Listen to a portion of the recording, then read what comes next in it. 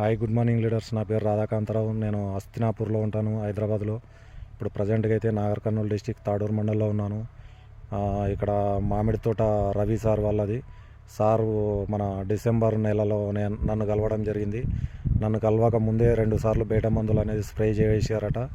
కానీ ఇక్కడ ఫ్లవరింగ్ అనేది ఆ సార్కు రాక నన్ను కన్సల్ట్ అయినప్పుడు నేను మన వెస్టేజ్ అగ్రి ప్రొడక్ట్స్ అనేటిది mass and nanotech and humic 82 అనేది సజెషన్ చేయడం జరిగింది.